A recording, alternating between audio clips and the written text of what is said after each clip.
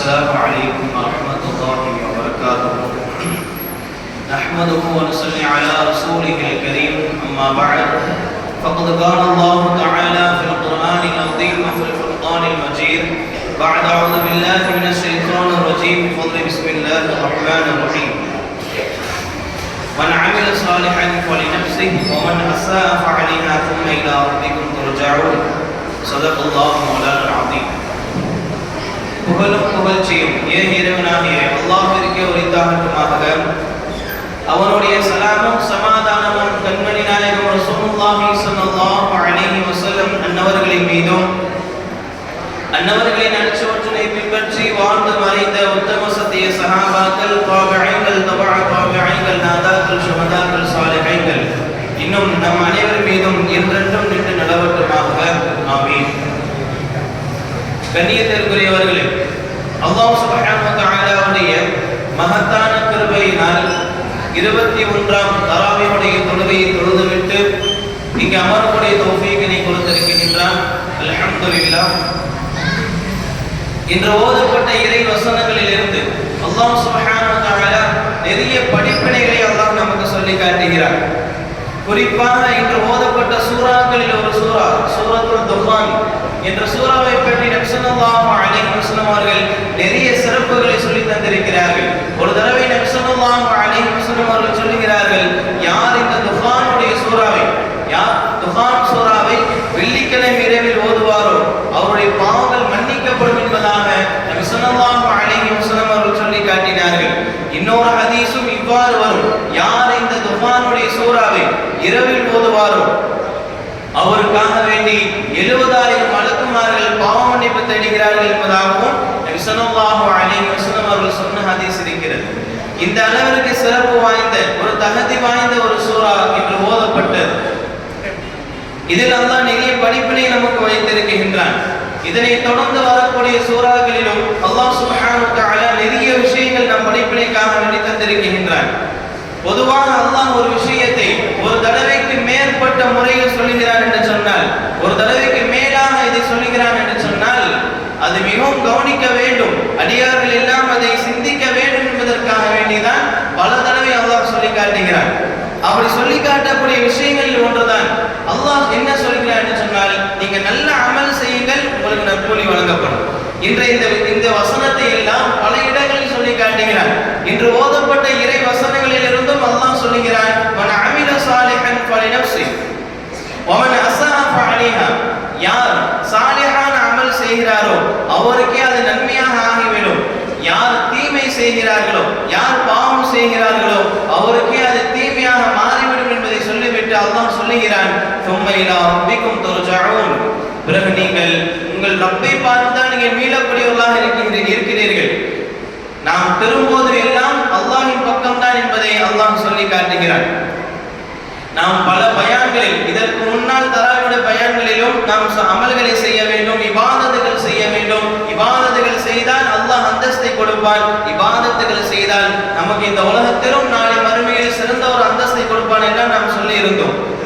பொதுவாக எந்த நேரத்தில் செய்வது அல்லாஹ் மிகவும் பிடித்தமானது, சிறந்த ஒரு நேரம் என்று சொன்னால், அதுவும் குறிப்பாக இந்த ரமலானுடைய மாதத்தில் நாம் அமர்ந்திருக்கின்றோம். அந்த ரமலானுடைய மாதத்தில் இறுதி கட்டத்தை நெருங்கி இருக்கின்றோம்.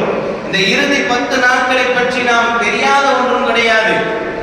அன்னை ஆயிஷா ரலியல்லாஹு அன்ஹா அவர்கள் அறிவிக்கிறார்கள் நபியை பற்றி, நபி ஸல்லல்லாஹு அலைஹி வஸல்லம் அவர்கள் மற்ற எல்லா மாதங்களை விடவும் இந்த ரமலானுடைய கடைசி 10 நாட்கள் மிகவும் சிரமத்தை எடுத்துக் கொள்வார்கள்.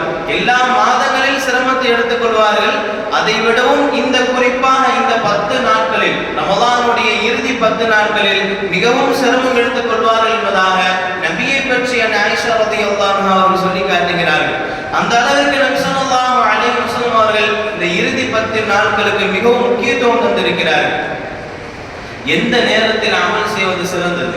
இரவு நேரம். அல்லாஹ் சுப்ஹானஹு வ தஆலா நல்லோர்களை பற்றி, சாலிஹீன்களை பற்றி, இறை நேசர்களை பற்றி சொல்லும் பொழுது அவர்களை பற்றி அடுக்கடுக்காக சொல்கிறார்கள். அவர்கள் இப்படி இருப்பார்கள், இப்படி நடந்து கொள்வார்கள் என்பதாக. அப்படி சொல்லிக் கொண்டு வருகையில் அல்லாஹ் சொல்லக்கூடிய வார்த்தை, கானூ கலீலம் மினல் லைலி மா யஹ்ஜஊன். அவர்கள் இரவு நேரத்தில் மிகவும் குறைவாக உறங்குவார்கள். இரவு நேரத்தில் மிகவும் குறைவாக உறங்குவார்கள். வபில் அஸ்ஹார் சஹருடைய நேரத்தில் இரவினுடைய கடைசி பகுதியில் அவர்கள் எழுந்திருந்து இறை வணக்கத்தில் ஈடுபட்டு பாவ மன்னிப்பு தேடுவார்கள். தான் செய்த அந்த பாவங்களுக்கு பாவ மன்னிப்பு தேடுவார்கள் என்பதாக அல்லாஹ் நல்லோர்களுடைய பண்புகளை சொல்லி காட்டுகிறார். நாமும் அதில் ஒருவனாக ஆகிவிட வேண்டும். அதற்காக வேண்டிதான் இந்த இரவு நேர தொழுகை அல்லாஹ் நமக்கு வைத்திருக்கின்றான். இரவு நேர தொழுகையை பற்றி நிறைய ஹதீஸ்கள் நமக்கு முன்னால் இருக்கிறது. எல்லாம் சொல்வது நல்லதுதான், ஆனால் நாம் அதை கடைபிடிக்க வேண்டும். குறிப்பாக இந்த ரமதானுடைய மாதத்தில் நாம் இருக்கிறோம் என்று சொன்னால் நம்மை விட்டு செல்ல இருக்கிறது. இன்னும் 10 நாட்களில் நம்மை விட்டு சென்றுவிடும். அதற்குண்டதாக நாம் என்ன செய்ய வேண்டும்? நம்முடைய இபாதத்துகள் அதிகப்படுத்திக் கொள்ள வேண்டும். முதல் 10 ரஹ்மத் என்று சொன்னால், இரண்டாவது 10 பாவமன்னிப்பு என்று சொன்னால், மூன்றாவது 10 நரகத்திலிருந்து விடுதலை என்பதாக சொல்லுவார்கள். அந்த நரகத்திலிருந்து நாம் விடுதலையாக வேண்டும். நரகத்திலிருந்து விடுதலையாக வேண்டும் என்று சொன்னால், நரகத்திலிருந்து விடுதலை பெற்று சோனம் சொல்ல வேண்டும் என்று சொன்னால், சாலிஹான அமல்களை வைத்து மட்டும்தான் சொல்ல முடியும். வேறு எந்த ஒரு காரியத்தை வைத்தும் நாம் அல்லாஹ்விடத்தில் நெருங்கி விட முடியாது. நரகத்திலிருந்து விடுதலையாக முடியாது. சொர்க்கத்திற்கு செல்ல முடியாது. அதிகம் இபாதத்துகள், குறிப்பாக இரவு நேரத்தில் தான் நாம் இந்த இபாதத்துகளை செய்ய வேண்டும். இந்த இபாதத்துகளை பற்றி, இரவு நேரத்தில் செய்யக்கூடிய இபாதத்துகளை பற்றி நபி ஸல்லல்லாஹு அலைஹி வஸல்லம் அவர்கள் நிறைய ஹதீஸ்களை சொல்லி இருக்கிறார்கள். ஹஸரத் அபூ ஹுரைரா রাদিয়াল্লাহு அன்ஹு அறிவிக்கிறார்கள், நபி ஸல்லல்லாஹு அலைஹி வஸல்லம் அவர்கள் சொல்லி காட்டினார்கள், ரமலானுடைய நோம்பிற்கு பிறகு சிறந்த நோன்பு என்று சொன்னால் அது முஹர்ரம் மாதத்துடைய ஆஷுராவுடைய நோன்பு என்பதாக சொல்லிவிட்டு நபி அவர்கள் சொன்னார்கள், கடமையான தொழுகைகளுக்கு பிறகு, ஃபர்லான தொழுகைகள் பிறகு சிறந்த தொழுகை என்று சொன்னால் அது இரவு தொழுகை என்பதாக, இரவு நேரத்தில் வழங்கக்கூடிய அந்த தொழுகை என்பதாக நபி ஸல்லல்லாஹு அலைஹி வஸல்லம் அவர்கள் சொல்லி காட்டினார்கள். இந்த அளவுக்கு சிறப்பு வாய்ந்தது இந்த இரவு நேர தொழுகை. கடமையான தொழுகைக்கு பிறகு அடுத்த அந்தஸ்து, ஃபர்லுக்கு பிறகு ஒரு அந்தஸ்தை இந்த இரவு நேர தொழுகை கொடுத்திருக்கிறார் என்று சொன்னால் நாம் மிகவும் கவனிக்க வேண்டும். ஒரு முஃமினுடைய சிறப்பு இந்த இரவு நேர தொழுகை வைத்துதான் இருக்கிறது. ஸஹல் இப்னு ஸஅத் ரலியல்லாஹு அவர்கள் அறிவிக்கிறார்கள், நபி ஸல்லல்லாஹு அலைஹி வஸல்லம் அவருடைய சமூகத்திற்கு ஒரு நாள் ஜிப்ராயில் அலைஹிஸ்ஸலாத்து வஸல்லம் அவர் வருகை தந்துவிட்டு சொல்கிறார்கள், யா ரசூலல்லாஹ், நீங்கள் விரும்பியவாறு வாழ்ந்து கொள்ளுங்கள். ஏனென்று சொன்னால் ஒரு நாள் நீங்கள் இறந்து போவீர்கள், ஒரு நாள் நீங்கள் மௌத்தாகி விடுவீர்கள். நீங்கள் விரும்பியவாறு அமல்கள் செய்யுங்கள். ஏனென்று சொன்னால் நீங்கள் செய்த அமலுக்கு அதற்கு கூலி வழங்கப்படும். நீங்க எந்த அளவிற்கு அமல் செய்தீர்களோ அந்த அளவிற்கு கூலி வழங்கப்படும். அதனை தொடர்ந்து ஜிப்ராயில் அலைஹிஸ்ஸலாத்து வஸலாம் அவர்கள் சொல்லி காட்டினார்கள், நீங்கள் யாரை விரும்புகிறீர்களோ அவர்கள் மீது நீங்கள் நேசம் கொள்ளுங்கள்.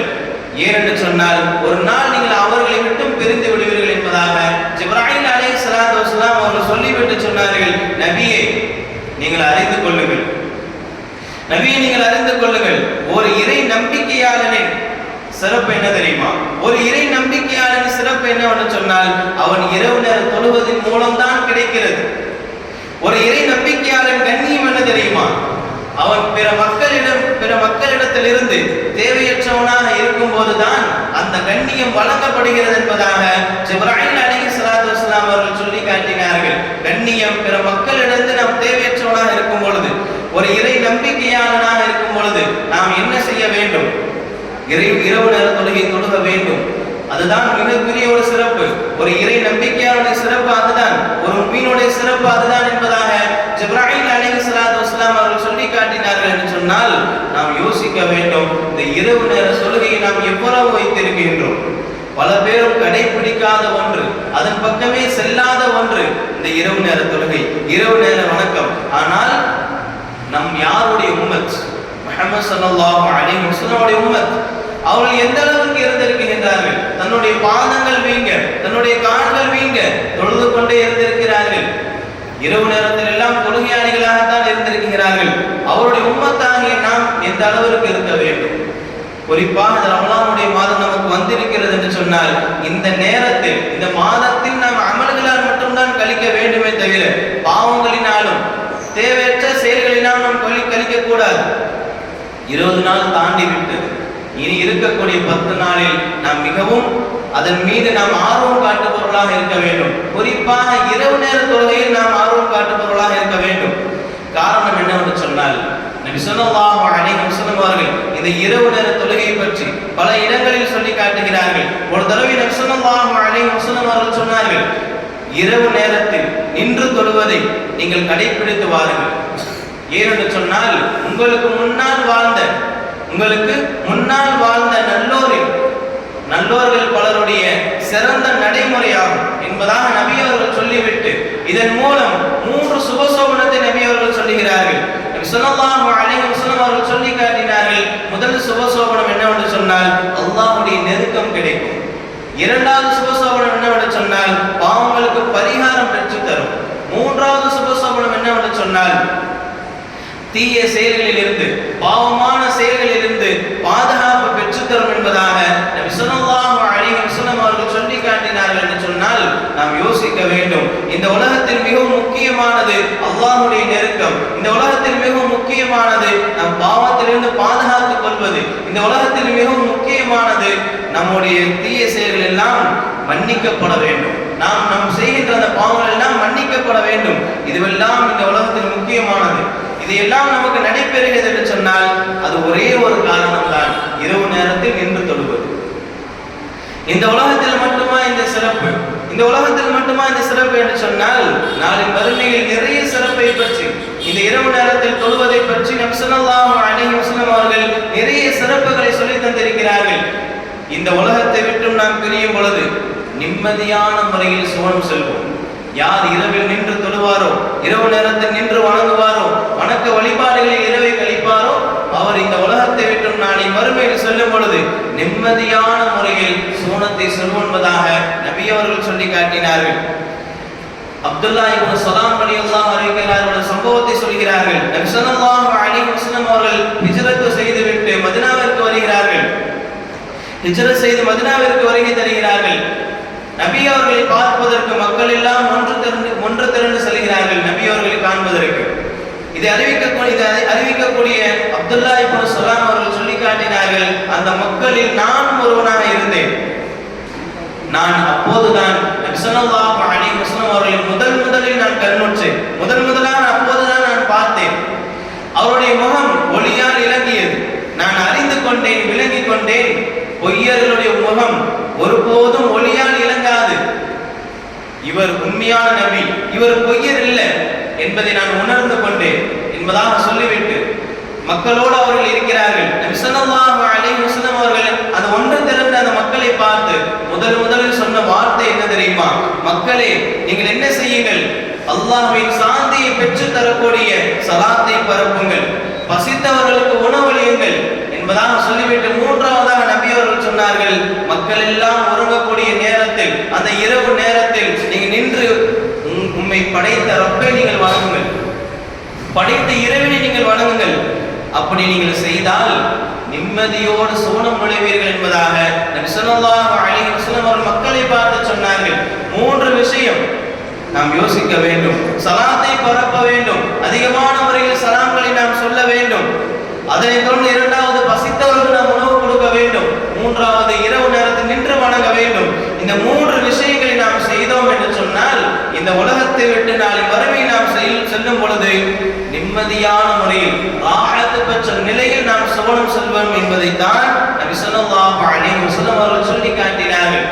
அவ்வளவுதானா என்று கேட்டால் அவ்வளவுதான் என்பது கிடையாது, நிறைய இருக்கிறது. நாளை மறுமையில் ஒரு கண்ணாடி மாளிகை அல்லாஹ் கொடுக்கிறான். நபி ஸல்லல்லாஹு அலைஹி வஸல்லம் அவர்கள் சஹாபாக்களோடு அமர்ந்திருக்கும் பொழுது நபி அவர்கள் சொல்லி காட்டினார்கள், சுவனத்தில் ஒரு மாளிகை உண்டு.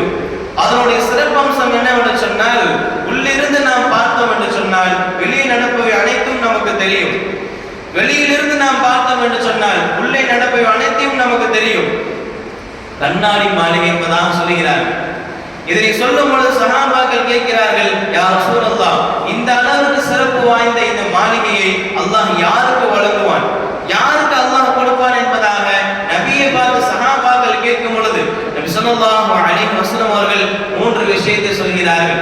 3 விஷயங்கள் செய்பவர்களுக்கு அல்லாஹ் இந்த மாளிகையை தயாரித்து வைத்திருக்கின்றான். 3 விஷயம் என்ன? மக்களுக்கு மத்தியில் தூய்மையாக பேசுவது. நபி அவருடைய ஹதீஸ், பேசினால் நல்லதை பேசுங்கள், இல்லை என்று சொன்னால் அமைதியாக இருங்கள், வாயை மூடி இருங்கள் என்பதாக நபி அவர்கள் சொல்லி இருக்கிறார்கள். அந்த அந்த வகையில் நீங்க சொல்வது பேசினால் தூய்மையாக பேசுவது, நல்ல முறையில் பேசுவது, நல்ல சொற்களோடு பேசுவது, நல்ல செயல்களை கொண்டு பேசுவது.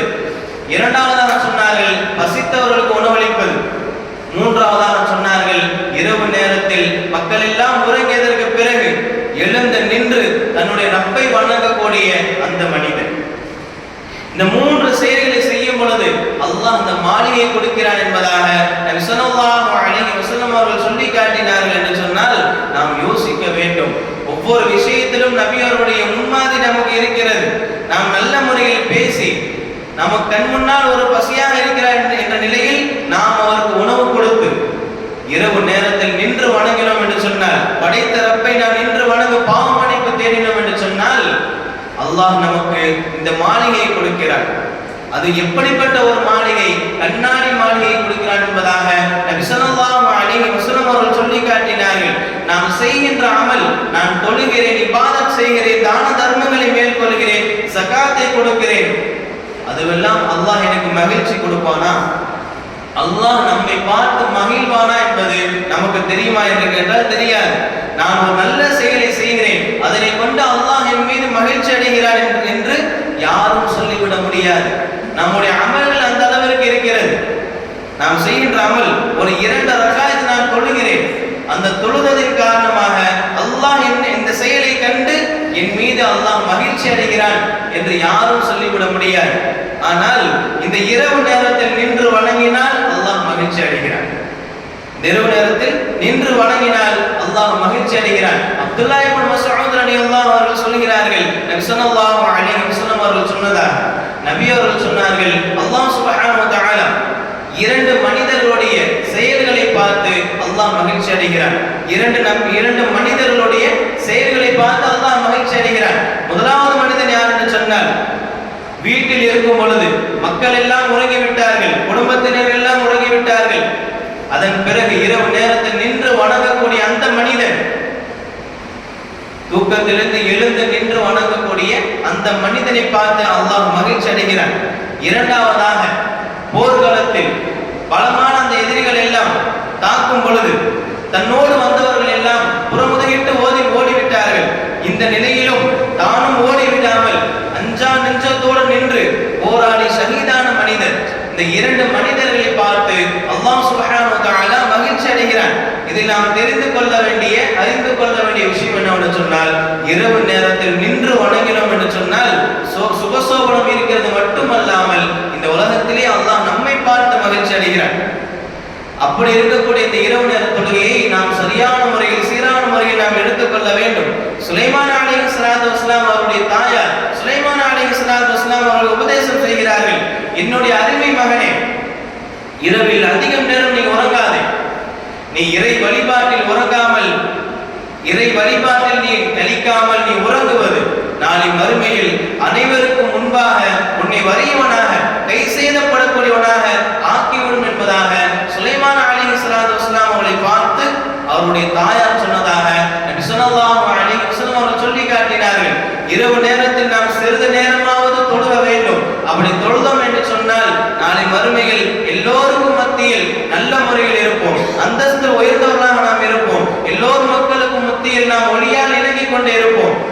அப்படி இல்லை, இரவு நேரம் எல்லாம் நாம் தூங்கிக் கொண்டே இருக்கிறோம் என்று சொன்னால், உறங்கிக் கொண்டே இருக்கிறோம் என்று சொன்னால், இறைவனுக்கும் நமக்கும் அந்த நேரத்தில் எந்தவித தொடர்பும் இல்லை என்று சொன்னால் நாளை மறுமையில் அனைவருக்கும் முன்பதாக நாம் ஒரு கை சேதப்படக்கூடியவனாக, அனைவருக்கும் மத்தியில் அவமானப்படக்கூடியவனாக நாம் ஆகிவிடும் என்பதைத்தான் சுலைமான் அலைஹிஸ்ஸலாத்து வஸ்ஸலாம் அவர்களை பார்த்து அவருடைய தாயார் சொல்லி காட்டினார்கள்.